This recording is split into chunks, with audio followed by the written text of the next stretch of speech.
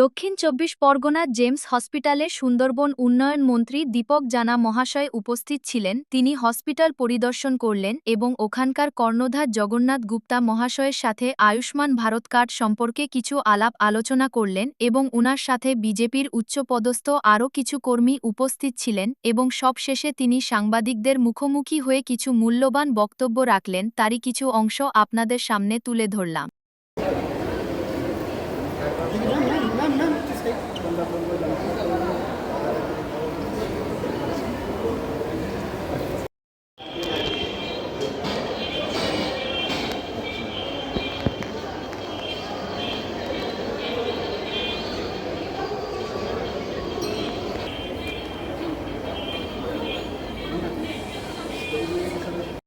আপনি ভিজিট করলেন, স্বাস্থ্য দিক নিয়ে কি আলোচনা হলো, কি বলবেন?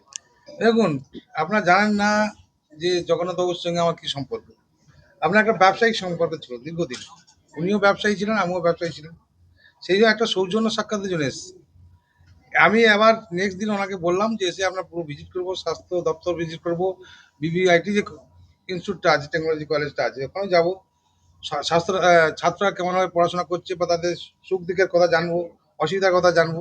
আজকে ছাত্রদের সঙ্গে মিট করতে পারলাম না, কেন এমন একটা ওয়েদার ছিল, আমার দেরিতে আসা, কেন আমাদের বিধানসভা চলছিল, বাজেট অধিবেশনের লাস্ট ডেট ছিল।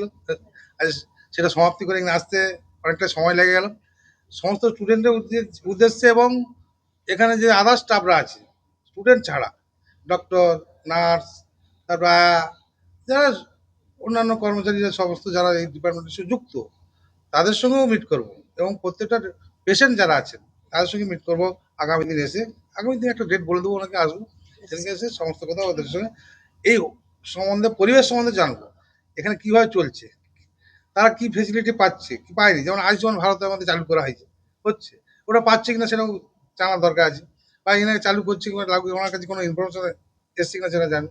আগামী দিনে যা যা ডেভেলপমেন্টের জন্য ওনার যে সহযোগিতা লাগে আমাদের সরকার তরফ থেকে যতটা পারা যায় সেটা করবো, এইটুকু আশ্বস্ত করতে। নদীপথে বাংলাদেশিরা প্রচুর অনুপ্রবেশ করেছে এবং প্রচুর ঝামেলা হয়েছে। বহুদিন আগে 1977 সালে মরিচঝাপি পর্যন্ত ঘটনা ঘটেছে। তারপরে এখনো পর্যন্ত বিভিন্ন ধরনের গন্ডগোল হয়ে যাচ্ছে।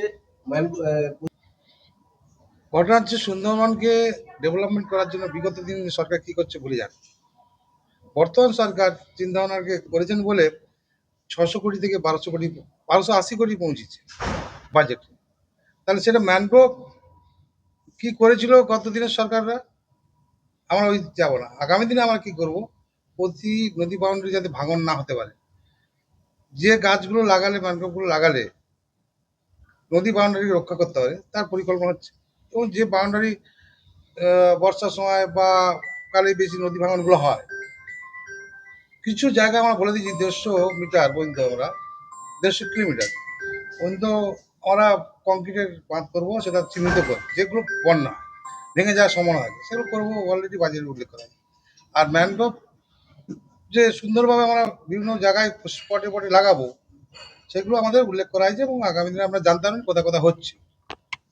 আর যেটার জন্য বলছেন, কথাটা বললেন, ফিশারি থাকার জন্য ম্যানগ্রোভগুলো নষ্ট করে দিয়েছে। তখনকার সিচুয়েশন আলাদা ছিল, বর্তমান সিচুয়েশন ওটা হতে দেবো না, এটুকু বলতে পরে জানতে পারবেন কি আছে। যেগুলো পেশেন্ট আসছে অসুবিধা হয়, জলপথে যদি, যেটা আমাদের অ্যাম্বুলেন্স আছে, ওয়াটার অ্যাম্বুলেন্স করা যায় কিনা সেই চিন্তাভাবনা আমাদের সরকার চিন্তাভাবনা করেছেন এবং আগামী দিনে বাজেটে রাখা আছে, হবে আস্তে আস্তে দেখি। আমাদের কলেজে উনি দেখিয়ে দিলেন কি উনি কত দেশকে ভালোবাসেন, হসপিটালকে ভালোবাসেন, কত মানুষকে ভালোবাসেন, উনি দেখিয়ে দিলেন। এটাই আমি বলবো। আমি আশা রাখছি আগামী দিনে তিনি খুব ভালো কাজ করবেন।